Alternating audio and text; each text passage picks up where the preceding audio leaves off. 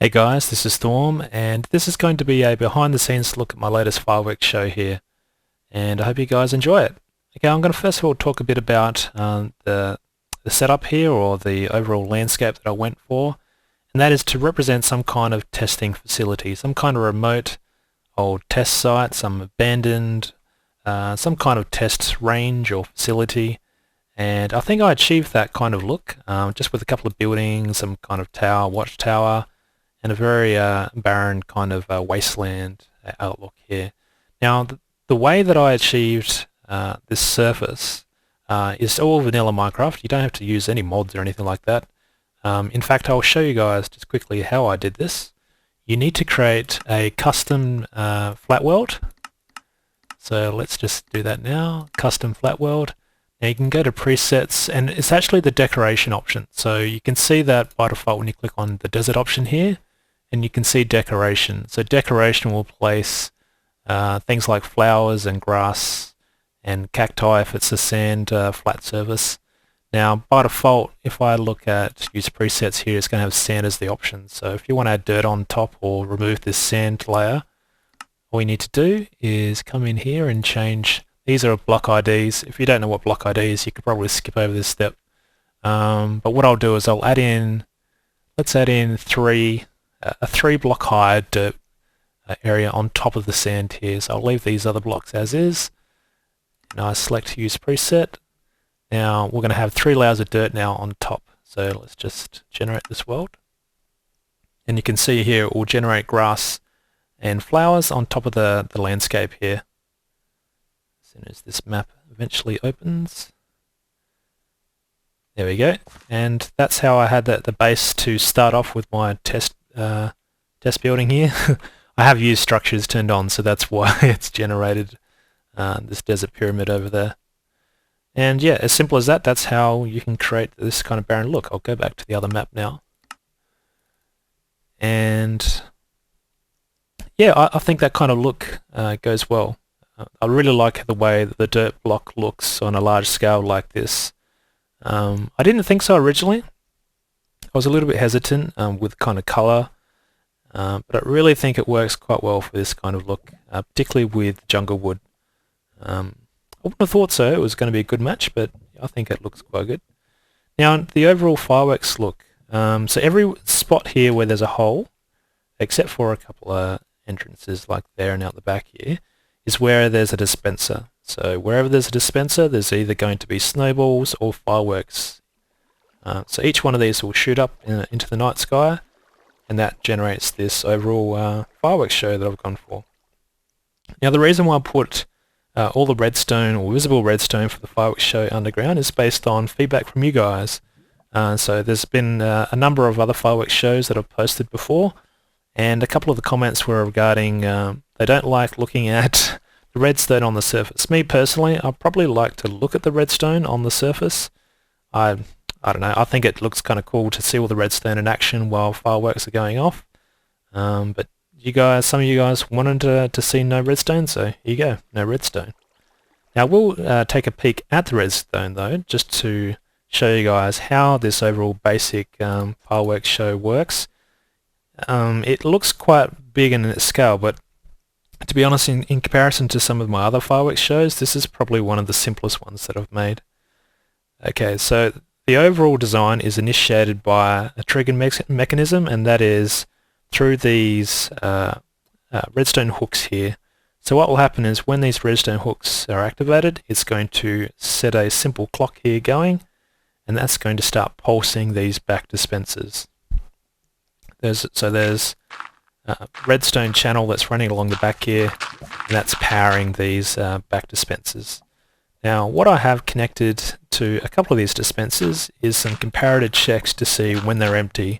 So this is really how I control how fireworks move from the back row here all the way through to the front of this fireworks show. So that's how I create my little segments of different types of fireworks shooting up during the show. And I think that's a really simple and nice way to control the sequence of fireworks in a setup like this.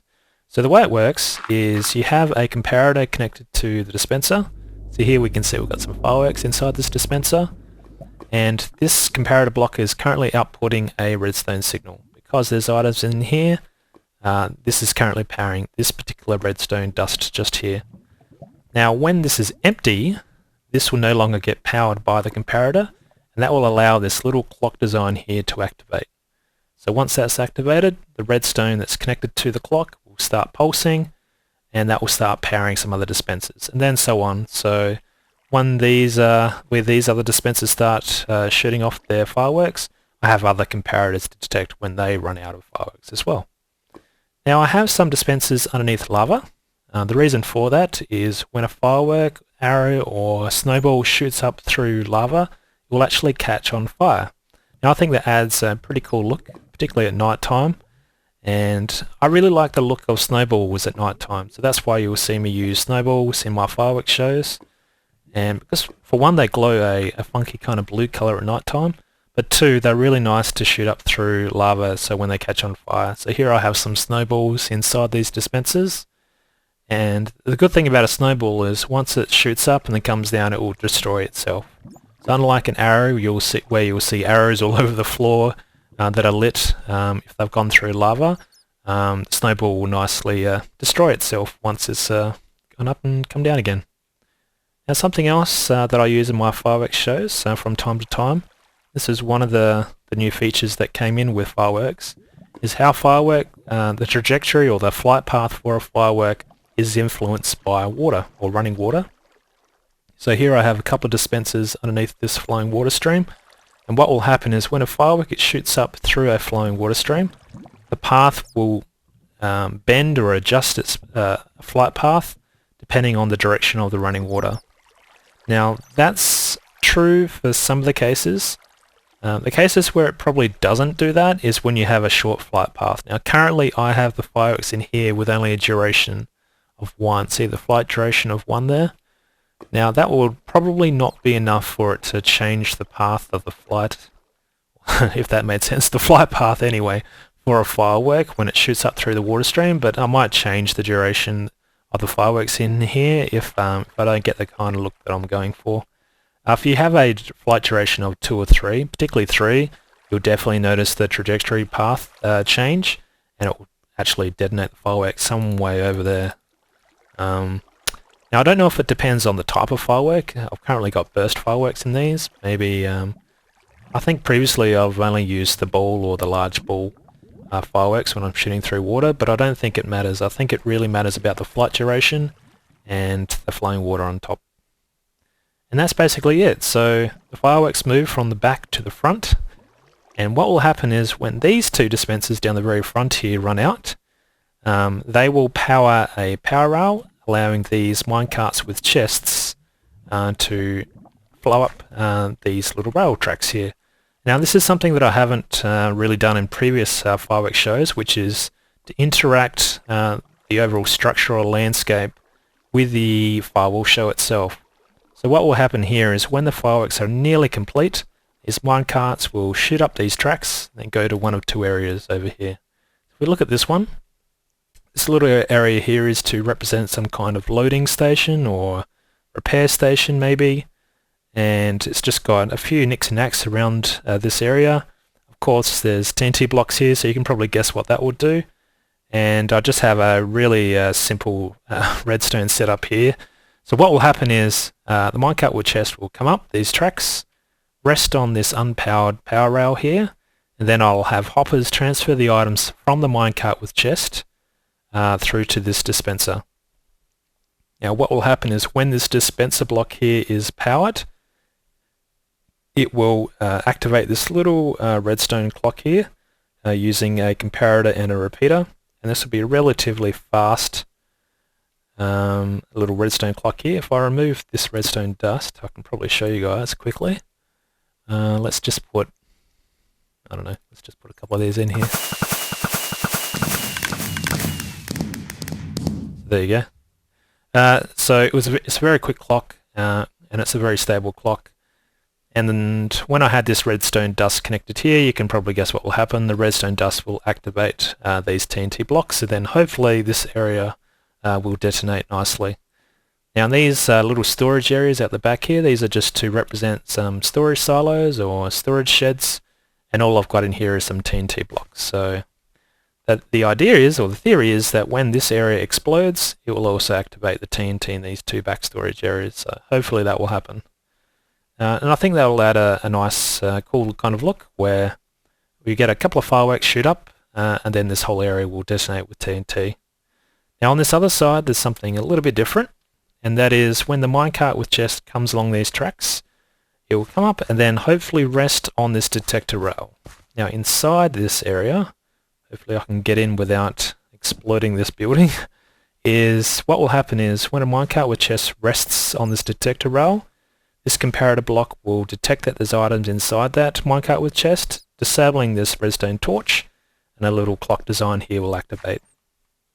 So when that's activated, this redstone circuit here will start pulsing, and the signal is passed up through to these dispensers here, and these dispensers will start shooting up its fireworks. Now what will happen when this particular dispenser is empty, this comparator block will no longer be powered, and this torch will turn on.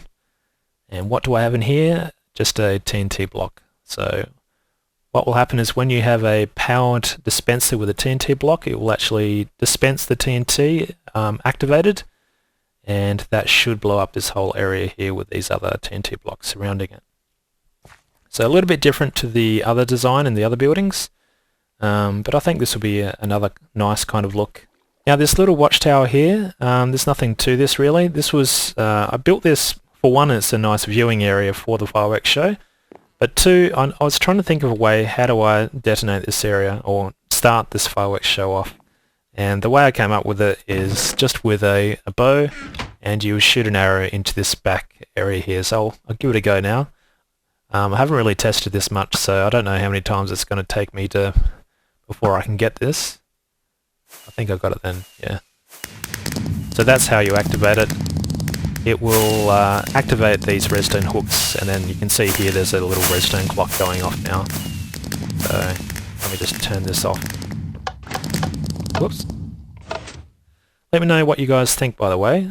Put a comment underneath this video, and I'd really like to see your thoughts about this fireworks show, and particularly the little intro that I'm going to do as well.